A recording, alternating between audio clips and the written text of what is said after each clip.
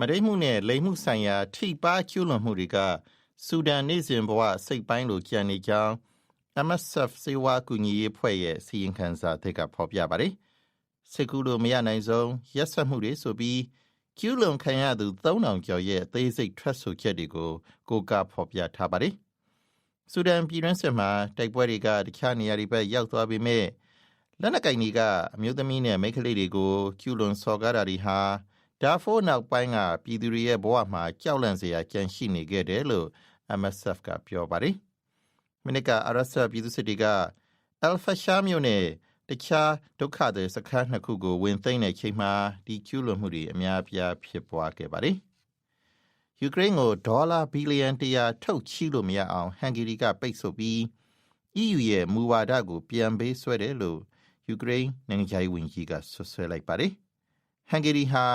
EU နဲ့ NATO အဖွဲ့ဝင်အနေထားကိုလွဲသုံးစားလုပ်နေကြောင်းအန်ဒရီဆဗီဟာကပြောပါတယ်။အမေရိကန်ရဲ့ထောက်ပံ့လျှော့ချမှုနဲ့ကြုံရနိုင်တဲ့ချိန်မှာယူကရိန်းကိုဘယ်လိုဆက်ပြီးတော့ကူညီကြမလဲ EU နိုင်ငံခြားရေးဝန်ကြီးတွေကီယက်မှာတွေ့ဆုံတဲ့ချိန်မှာဒီလိုပြောကြားခဲ့တာပါ။တခါစိန့်ပီတာစဘတ်အနောက်ဘက်ဘောလ်တစ်ပင်လယ်ထဲကရုရှားရေနံစခန်းကိုဒီဘက်ထဲမှာ4ချိန်မြောက်တိုက်ခိုက်ဖို့ယူကရိန်းကဒါဇင်နဲ့ချီတဲ့ဒရုန်းတွေကိုပေးပို့ခဲ့ပါတယ်။အီရန်စစ်မှာအမေရိကန်နိုင်ဖို့ပိုနီးလာပြီဆိုပြီးအမေရိကန်ကာကွယ်ရေးဝန်ကြီး Pete Hegseth ကကြုံရလိုက်ပါတယ်။လာမယ့်ရက်ပိုင်းမှာအဆုံးဖြတ်ပေးမယ်လို့လည်းသူကဆိုပါတယ်။စစ်စဖြစ်ပြီးတဲ့နောက်ပိုင်းဒီ24နာရီအတွင်းအီရန်ရဲ့ဒရုန်းနဲ့ဒုံးကျည်တိုက်ခိုက်မှုဟာအနိုင်ဆုံးရောက်သွားတယ်လို့လည်းမစ္စတာ Hegseth ကပြောပါတယ်။သမ္မတထရန့်ကစစ်ပြီးဆုံးဖို့အပေးယူလုပ်လို့ပေမဲ့အီရန်ခေါင်းဆောင်ပိုင်းကလက်မခံရင်တော့စစ်ကိုပိုတိုးပြီးတိုက်သွားမယ်လို့လည်းသူကဆိုပါတယ်။အီရန်စစ်ကြောင့်စွမ်းရည်ခက်ကြုံနေတဲ့နိုင်ငံတွေဟာတတိပြပြီးတော့ဟော်မုစ်ရေလက်ကြားကသူတို့ရေနံကိုဝင်ယူကြပါဆိုပြီးသမ္မတထရန့်ကပြောကြားလိုက်ပါတယ်။အီရန်ကိစ္စမှာအမေရိကန်ကိုမကူညီလို့ဒီနိုင်ငံတွေကိုအမေရိကန်ကလုံးဝကူမှာမဟုတ်တော့ဘူးလို့လည်းသူကလူမှုကွန်ရက်မှာရေးသားခဲ့ပါတယ်။တခါဒေသတွင်းနိုင်ငံတွေကိုတိုက်ခိုက်တာတွေရပ်ပြီးရေလက်ကြားပြန်ဖွင့်ရေးမှာတန်တမန်နီးရကျိုးပမ်းဖို့လဲအီရန်သမ္မတကိုဥရောပကောင်စီဥက္ကဋ္ဌအန်တိုနီယိုကော့စတာကတောင်းဆိုခဲ့ပါတယ်။တရုတ်နဲ့ဂျပန်ဆက်ဆံရေးအနိုင်ဆုံးအဆင့်ကိုရောက်နေတဲ့ချိန်မှာပဲဂျပန်နိုင်ငံနောက်တောင်ပိုင်းတရုတ်ပြည်နဲ့နီးတဲ့ဒေသမှာတာဝေးပြည့်ဒုံးကျည်တွေကိုချထားကြောင်းဂျပန်အစိုးရကပြောပါတယ်။ဒီလိုဒုံးကျည်တွေချထားတာဟာဂျပန်ရဲ့စစ်ရေးဟန့်တားတုံ့ပြန်မှုကိုမြင့်တင်ရမှာ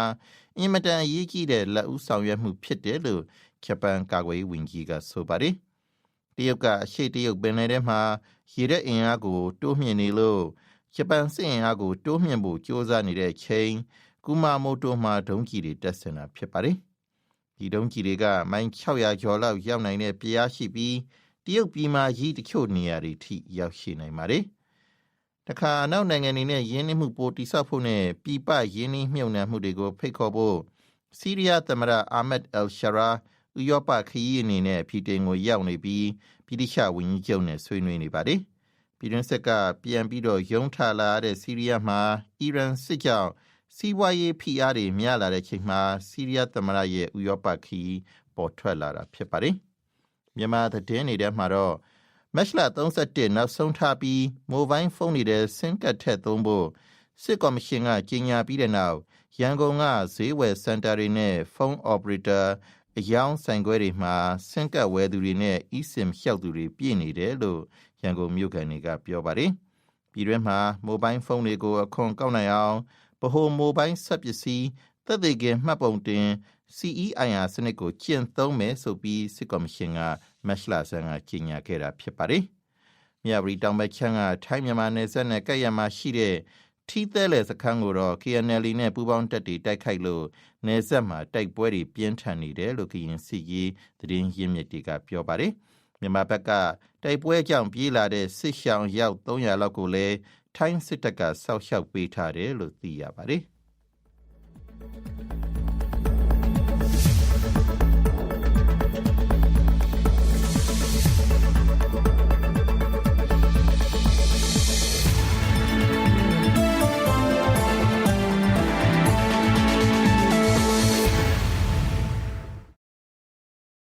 တော်တော်ရှိမြခင်ဗျာသမရတင်မြောက်ရေးအစုအဖွဲ့3ခုကနေပြီးဒုတိယသမရ3ခုကိုတင်မြောက်ခဲ့ပါတယ်သမရရွေးမဲ့နေ့ကိုလည်းဧပြီလ2ရက်နေ့မှာလွှတ်တော်ကကြီးညာဖို့ရှိပါတယ်ဒီကြောင့်မဲသူဆန်နေပြည်တော်ကနေတိုက်ရိုက်ပေးပို့ထားပါတယ်အခုဆိုဗိုလ်ချုပ်မှုကြီးသမရဖြစ်ဖို့လက်တကမ်းလိုရောက်လာပြီလို့ပြောရမှာပါဒီကနေ့ပြည်သူ့လွှတ်တော်မှာမဲခွဲဆုံးဖြတ်တဲ့ရလဒ်ကိုကြည့်ရင်တမတော်သားကိုယ်စားလှယ်တွေမပါသေးတာတောင်ဗိုလ်ချုပ်မှုကြီးဟာကြန့်ခိုင်ရေးပါတီအပြင်တခြားပါတီတွေရဲ့မဲတွေကိုပါရခဲ့တာတွေ့ရပါတယ်ပါတီတွေကတော့လက်ရှိနိုင်ငံရေးအခြေအနေကိုအတိဆုံးကသူဖြစ်နေလို့သူကပဲရှေ့အခင်းချင်းကိုဆက်ဦးဆောင်ဖြည့်ရှင်းပေးနိုင်မယ်လို့ယုံကြည်တာကြောင့်ဒီရလဒ်ဖြစ်တာလို့ပြောပါတယ်အမျိုးသားလွှတ်တော်မှာလည်းဒေါ်နန်းနီနီအေကဒေါက်တာမနန်တူးကြာကိုမဲအပြတ်သက်နဲ့အနိုင်ရခဲ့ပါတယ်အမျိုးသားလွှတ်တော်မှာကြန့်ခိုင်ရေးပါတီမဟုတ်တခြားပါတီက49ဦးရှိပြီးဒေါက်တာမနန်တူးကြာက38မဲရခဲ့ပါတယ်အနိုင်မရခဲ့ပေမဲ့နိုင်ငံရေးနဲ့အမျိုးသားရေးအရာအင်အားစုစည်းမှုတစ်ခုကိုပြနိုင်ခဲ့တာကြောင့်ခြေနဲ့တယ်လို့လူမျိုးစုတိုင်းရင်းသားအမတ်တဦးက BBC ကိုပြောပါတယ်ပြည်သူ့လွှတ်တော်မှာတော့ဗိုလ်ချုပ်မှုကြီးနဲ့အပြိုင်တင်လာတဲ့တိုင်းရင်းသားစည်းလုံးညီညွတ်ရေးပါတီကဒေါက်တာကျော်ဆွေက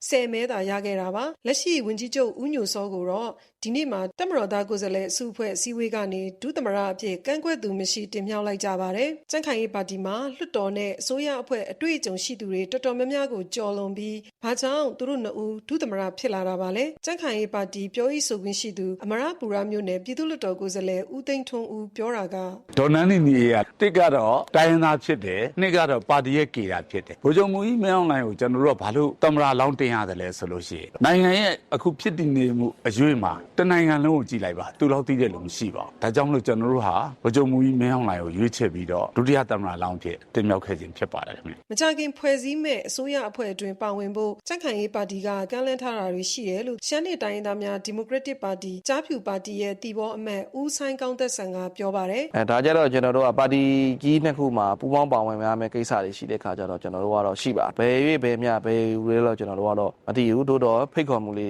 ရှိပါတယ်ပြည်တော်စုတိုင်ပင်ခံကောင်စီမှာလည်းကြားဖြူပါတီဥက္ကဋ္ဌပါဝင်မယ်လို့သိရပါတယ်ဟုတ်ပါလားရှင်ဒါကတော့ကျွန်တော်တို့ကတော့နိုင်ငံတော်ထိပ်တန်းလှုပ်ဝက်ချက်ဖြစ်တော့လေကျွန်တော်တို့အနေနဲ့ပြောခွင့်မရှိပါဘူးရာဒီနေ့ပြည်သူ့လွှတ်တော်ကဒုသမရလောင်းတို့မဲခွဲရွေးချယ်မှုမှာကိုယ်စားလှယ်တွေအားလုံးမဲပေးပြီးမှပြည်သူ့လွှတ်တော်ဥက္ကဋ္ဌဦးခင်ကြီးလည်းမဲပေးခဲ့ပါတယ်အစိုးရအသစ်ဖွဲ့စည်းမှုနဲ့ပတ်သက်လို့လက်ရှိကြန့်ခိုင်ရေးပါတီကအနိုင်ရကိုယ်စားလှယ်တွေကဦးသိန်းစိန်အစိုးရလက်ထက်ဝန်ကြီးဖြစ်ခဲ့သူတို့ချို့ပြည်ထောင်စုဝန်ကြီးတွေအဖြစ်ပြန်လည်ပါဝင်နိုင်တယ်လို့သတင်းတွေထွက်နေပါတယ်တော်တော်ရှိမြခင်ဗျာဒေါအောင်ဆန်းစုကြည်နဲ့ဦးဝင်းမြင့်ပါဝင်နိုင်ငံရေးကျင်းသားတွေကိုချွင်းချက်မရှိအမြန်ဆုံးပြန်လွှတ်ပေးဖို့နဲ့နိုင်ငံရေးဆွေးနွေးပွဲကတဆင့်ပြိပခဖြည့်ရှင်းရေးအတွက်နိုင်ငံရေးဆိုင်ရာညှိနှိုင်းဆောင်ရွက်ရေးဖွဲ့ PCB ကဒီကနေ့တောင်းဆိုလိုက်ပါတယ်ဒီဖွဲ့ကစစ်တပ်ဦးဆောင်တဲ့ဆိုဝါတဲ့နဲ့ NUG ပါဝင်တော်လှန်ရေးတပ်တွေကြားမှာထိတွေ့ဆောင်ရွက်နိုင်မလားမတ်စာနီထွန်းပြောပြပေးပါမယ်နိုင်ငံရေးအကျဉ်းသားတွေအားလုံးပြန်လွှတ်ပေးဖို့နဲ့သက်ဆိုင်သူအားလုံးပါဝင်ပြီးဒီမိုကရေစီကိုဦးတည်တဲ့ဆွေးနွေးပွဲတွေပေါ်ပေါက်ရေးကိုရည်ရွယ်တယ်လို့ PCB အဖွဲ့ဝင်ဖြစ်တဲ့88မျိုးဆက်ကျောင်းသားကောင်းဆောင်ဦးမြအေးကပြောပါတယ်။ဒါပေမဲ့တော်လှန်ရေးမှာပါဝင်နေတဲ့လူငယ်တွေကို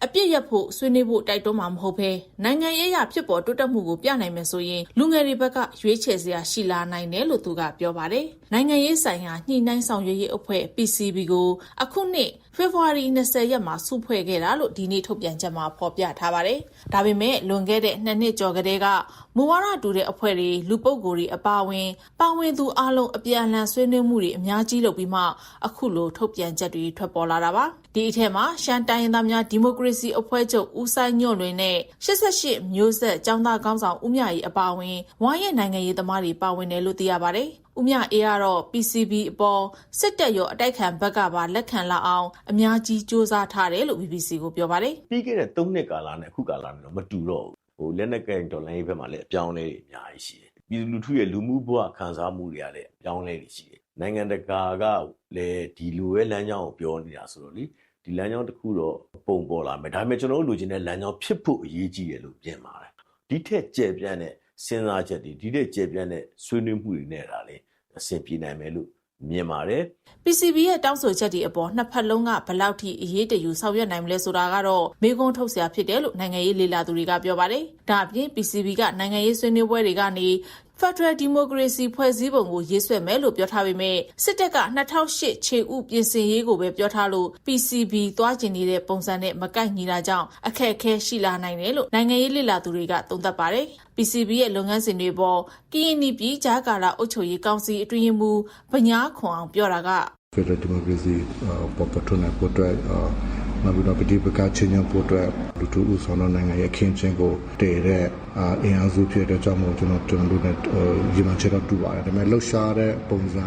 နိုင်ငံရဲ့အခင်းချင်း platform ကတော့တူနေမှာမဟုတ်ဘူးပေါ့နော်နိုင်ငံရေးဆွေးနွေးပွဲတွေအောင်မြင်အောင်ဆောင်ရွက်နိုင်ဖို့အာဆီယံကုလသမဂ္ဂအိန္ဒိယနိုင်ငံတွေအပါအဝင်နိုင်ငံတကာအစိုးရတွေအဖွဲ့အစည်းတွေနဲ့ပူးပေါင်းဆောင်ရွက်သွားမယ်လို့ PCB ကပြောထားပါတယ်ရှင်။တော်တော်ရှိမြခင်ဗျာ။အာနာသိန်းလာတာ9နှစ်ကျော်ရှိတဲ့ချိန်မှာပဲ NUG,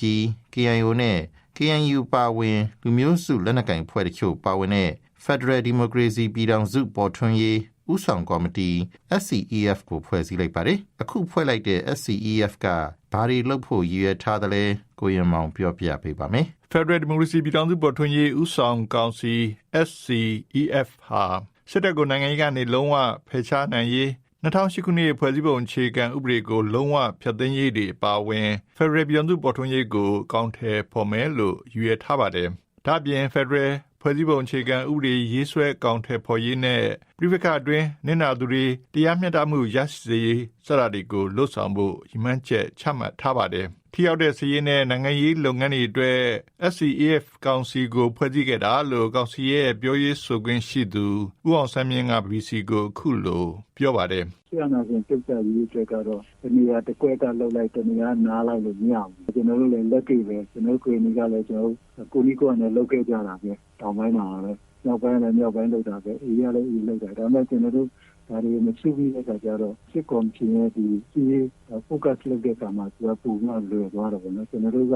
ကြိုင်နဲ့တနေရာတဲ့ဒီ military operation ကို strategy ကြတဲ့လုပ်နိုင်တော့ဒီပုံမှန်ခက်ခဲဖြစ်နိုင်တယ်လို့ကျွန်တော်ယူဆလက်ရှိမှာတော့မြို့သားညီညွတ်ရေးဆိုရ NUG ပြည်သူ့လွှတ်တော်ကိုစားပြုကော်မတီ CRPH အပြင်ကချင်က KIA ကရင်က KNU KNP ကကိုစားပြုအဖွဲ့အစည်းတွေနဲ့ချင်းက